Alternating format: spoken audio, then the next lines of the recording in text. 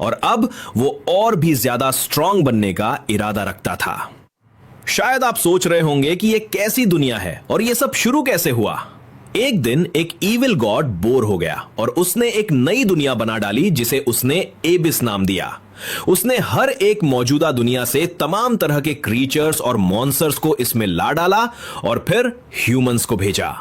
बचने के लिए ह्यूमंस को एक फाइनल बॉस, एक ड्रैगन को हराना होता था, लेकिन अंत में कोई भी उसे हरा नहीं पाया।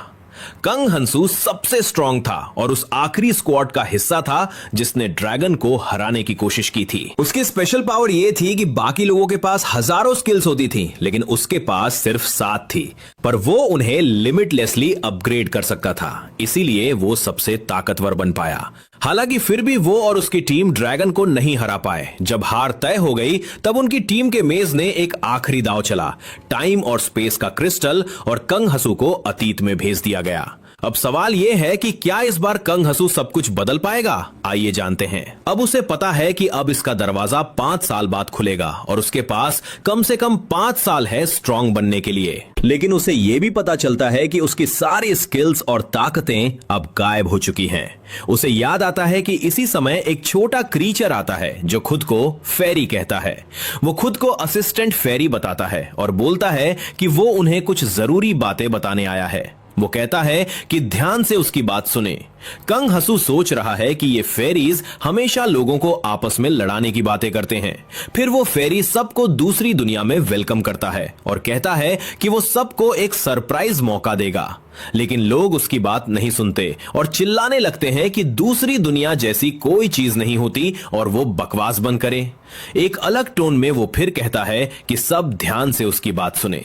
वो पूछता है, क्या आपने कभी उस दुनिया के बारे में सपना देखा है जहां कोई लॉ, ऑर्डर, मॉरल्स या एथिक्स नहीं होते? वो कहता है कि इस दूसरी दुनिया में तो फिजिकल लिमिटेशंस तक नहीं होंगी। यहाँ लोग हीरोज की तरह अपनी ताकतें बढ़ा सकते हैं, जैसे फिल्मों में होता है। वो पूछता है, क्या ये अच्छी बात नहीं है कि जो दुनिया आपने हमेशा अपने सपनों में देखी वो अब एक उंगली के क्लिक से हकीकत बन जाएगी? और फिर वो अपनी उंगली क्लिक करता है और एक आदमी सबके सामने मर जाता है। अब लोग डर जाते हैं और इधर उधर भागने लगते हैं। लोग मदद के लिए चिल्ला रहे होते हैं। फेरी कहता है कि उसे जोर जोर की आवाज पसंद नहीं है और फिर कहता है कि अगर सबको जिंदा रहना है तो उसे फॉलो करना पड़ेगा। अब लोगों के पास कोई ऑप्शन नहीं है और सब शांत हो जाते हैं। फेरी अब उन्हें एक रून स्टोन दिखाता है जो उन्हें जिंदा चीजों को मारकर मिल सकता है। वो कहता है कि 7 तरह के रून स्टोन होंगे जो रैंडमली अपीयर करेंगे और ये उनकी ताकत बढ़ाने में मदद करेंगे। फिर वो पूछता है, क्या कोई इसे लेना चाहता है? लोग अब भी देख ही रहे होते हैं कि कोई हाथ उठाता है। वो हंसू होता है। वो उस रून स्टोन को लेना चाहता है। फेरी उसके पास आता है और कहता है कि अपने हाथ दिखाओ। फेरी बताता है कि ये रून स्टोन साइंस के लॉस को ट्विस्ट करते हैं। वैज्ञानिक रूप से हंसू के मसल्स का लिमिटेड वजन 117.1 किलो था, पर अब वो धीरे धीरे 122.3 किलो तक बढ़ जाएगा। वो बहुत जोश से हंसू को ये सब बता रहा होता है, लेकिन हंसू के ठंडे रिएक्शन को देखकर सोचता है कि कुछ गड़बड़ है। फेरी फिर कहता है कि रून स्टोन के अलग अलग इफेक्ट्स होते हैं और हर इंसान पर उनका असर अलग होता है। वो उड़ते हुए चला जाता है और कहता है कि रून स्टोन में ऐसी एबिलिटीज होती हैं जिनकी लोगों ने कल्पना भी नहीं की, और यह भी कहता है कि चाहे जो भी रून स्टोन मिले वो कभी बेकार नहीं होगा। वो कहता है कि अगर लोगों को जिंदा रहना है तो उन्हें और रून स्टोन लेने पड़ेंगे।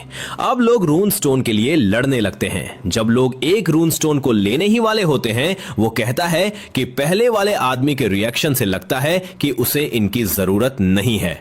फिर वो कहता है कि अगर वो अपने दाहिने कान को छुएं तो वो देख सकते हैं कि उनके पास कितने रून स्टोन है। वो बताता है कि इंसानों को आमतौर पर 10 रून स्टोन की जरूरत होती है। हंसो सोच रहा होता है कि इस रून स्टोन को लेने के बाद उसकी ताकत 1 तक बढ़ चुकी है और अगर उसे और रून स्टोन मिले तो वो अपनी माना और मैजिक भी बढ़ा सकता है।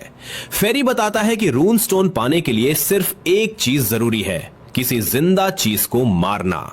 ये मायने नहीं रखता कि वो क्या मारते हैं, बस मारना जरूरी है। फेरी अब सबको हथियार देता है और कहता है कि अपनी पुरानी जिंदगी भूल जाओ और इस नई दुनिया में जीना सीखो।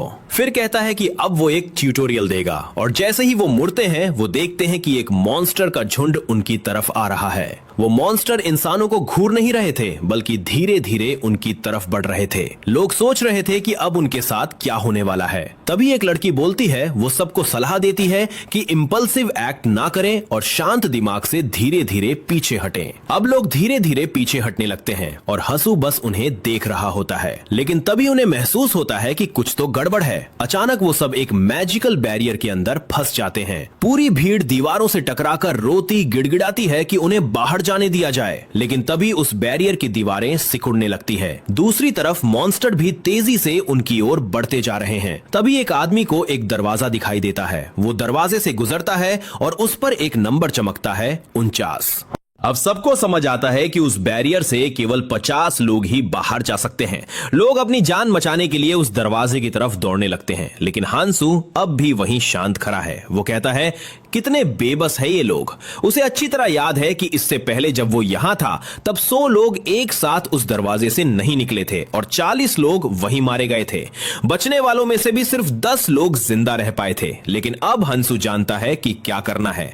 अब वो आगे बढ़ता है ताकि रास्ता साफ कर सके और अगले स्टेज पर पहुंच सके। तभी एक मॉन्स्टर एक आदमी पर हमला करता है, लेकिन हंसू उसे बचा लेता है और उस मॉन्स्टर को मार गिराता है। अब हंसू एक एक करके मॉन्स्टर को मार रहा है और सोचता है, थोड़ा अजीब लग रहा है, ये शरीर तो 10 साल पुराना है। अब वो देखता है कि उसकी स्ट्रेंथ और डेक्सटेरिटी दोनों 0.1 से बढ़ गई है। डेक्सटेरिटी सिर्फ स्पीड नहीं बढ़ाता, बल्कि रिएक्शन टाइम भी बढ़ाता है, जिसका मतलब यह है कि जिसकी डेक्सटेरिटी ज्यादा होगी वो एक ही काम दूसरों से कहीं तेज कर सकता है। अब हंसू बाकी मॉन्स्टर को भी मारना शुरू कर देता है। वो देखता है कि मॉन्स्टर खून देखकर थोड़ा घबरा रहे हैं। वो लड़ते हुए सोचता है, मॉन्स्टर खून से डरते हैं।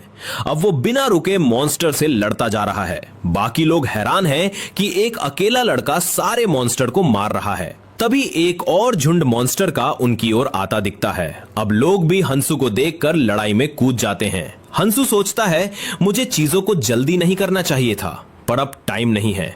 उसे याद है कि जब वो पहली बार यहां आया था तब दुनिया भर से बहुत सारे लोग इस जगह पर टेलीपोर्ट हुए थे। उसके मुताबिक पहले 3 महीने इस जगह को प्रोटेक्टेड जोन माना जाता है। उसके बाद सबको रियल वर्ल्ड में भेज दिया जाएगा, जहां सर्वाइवल ही सब कुछ है।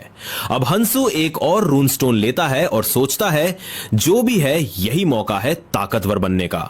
वो अब केलियन को धन्यवाद देता है कि उसने सही समय पर उसे यहां भेजा। अब लड़ाई खत्म हो चुकी है। कई मॉन्स्टर्स मारे जा चुके हैं और बहुत से इंसान भी। हंसो अब पीट करके खड़ा होता है और पीछे के लोग हैरान हैं कि उसने ये सब अकेले किया। फेरी अब आता है और कहता है, तुम लोगों ने अच्छा किया, बहुत से लोग मारे गए, अब प्रतिभागियों की संख्या घट गई है। अब वो कहता है कि अब सबको पता है कि इस जगह कैसे रहना है, इसलिए वो दीवार हटा रहा है। अब सिर्फ लड़ते रहो और जिंदा रहो। फेरी उड़ जाता है जबकि लोग उस पर चिल्ला रहे हैं। हंसो अब अपनी स्ट्रेंथ देखता है और सोचता है, काफी अच्छा है। उसे अब एक ब्लेड भी है, एक ऐसा हथियार जो कोर्टशिप का सिंबल है, और ये उसके लिए बहुत यूजफुल साबित हो रहा है। अब वो आगे बढ़ता है ताकत पाने का और रास्ता ढूंढने। वो एरेस, केल्दियन और कांग के बारे में सोचने लगता है। तभी उसे याद आता है कि एक लड़के ने हिडन डंजन्स के बारे में बात की थी। हंसो पूछता है कि हिडन डंजन्स क्या होते हैं। वो पर्सन बताता है कि ये ट्यूटोरियल एरिया में ही छिपे होते हैं। हंसो पूछता है, क्या वो सबसे मुश्किल हिस्सा होता है। वो पर्सन कहता है, नहीं, अभी तक किसी ने भी उसे पूरा नहीं किया है। अब दोनों बैठकर शराब पीते हुए अपनी बातें कर रहे होते हैं। लड़का कहता है, काश मैं समय में पीछे जा सकता